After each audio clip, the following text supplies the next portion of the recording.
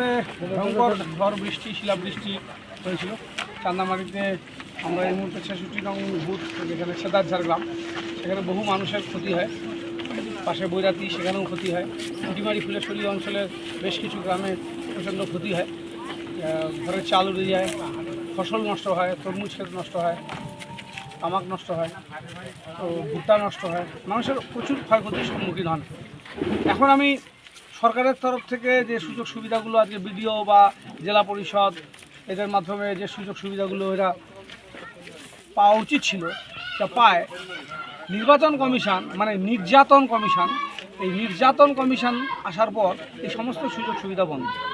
আমি নির্যাতন কমিশনের যারা দায়িত্বে আছেন তাদেরকে অনুরোধ করব, এই সমস্ত যে ব্লকেজগুলো আপনারা তৈরি করে রেখেছেন, যে বিডিও অফিস থেকে ত্রিপাল পাবো না, এসডিও একটা ত্রিপাল দিতে পারবে না, এখানে যারা মানুষ, যারা ভুক্তভোগী, হাজার হাজার মানুষ যারা এই বন্যায়, যারা এই ঝড়ে ক্ষতিগ্রস্ত, তাদের কি রিলিফ দেবেন, তাদের ত্রাণ কোথায় পাবে?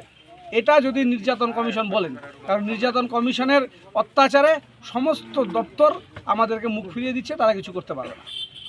তাহলে কি দাদা মানুষগুলো বঞ্চিত থাকবে? তাদের তো থাকার কোনো এটা নির্যাতন কমিশনের অত্যাচার, এবং তারা পশ্চিমবঙ্গ সরকারের উপরে সুপার ইমার্জেন্সি চালু করেছে। এই সুপার ইমার্জেন্সির ফলে এই মানুষগুলোর জন্য আমরা কিছু করতে পারছি না।